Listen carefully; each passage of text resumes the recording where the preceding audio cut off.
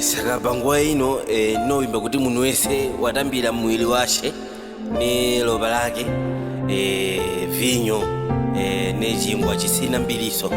Saka tichayimba chimbo tichigazilira kuti tiite chicho.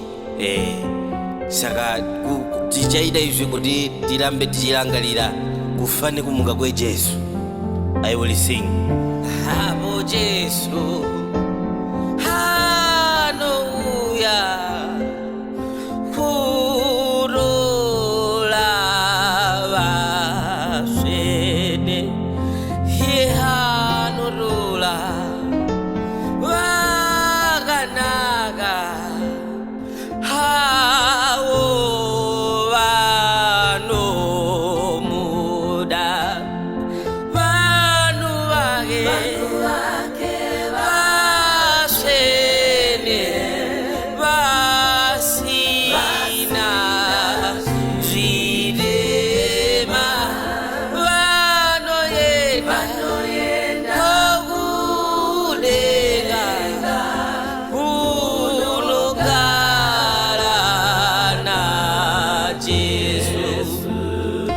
Saka panguwa ino munthu wese tichatanga kudya chingwa chisina mbiliso.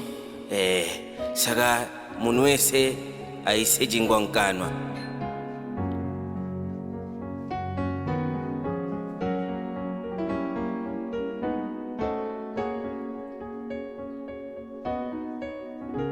Alright, panguwa ino tichatola waini vinyo mchelekezo welopa la Jesu ilo lakadona pa Calvary lakawira pasi. Saka munthu wese ngati mwe vinyo iyoyo waini pa chilungu.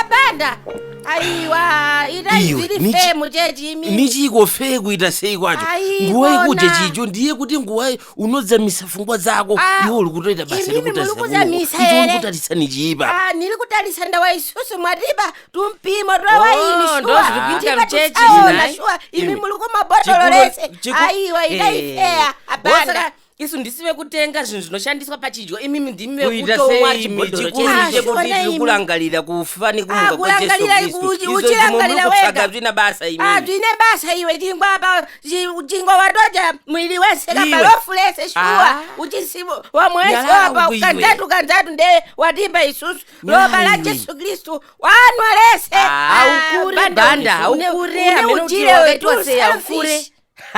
Kuna munhu akadai ngati chibhodhoro chese ichocho chewaini kuchiri kurangarira here kuti zvazvimwe zvinhu makutomira kakuda utopedza imi haikunokulamba muchindipopotera niri kunzwa kazungu ipapa mukalamba muchipopota nowezera matodhakwa musatinyepedzere kuti chese kuti vadhakire muchechi amunyarerimi nemuchechi shuwa vana vanochikabudula uya anosize chikubva kwamuli so muchidhakwa muchechi akuna zokadalo so Holy Communion munhu kutoita kudhakwa ne Holy Communion muchechi. Imi maibhara titiimbirei zvedu isu tiwane kunamata.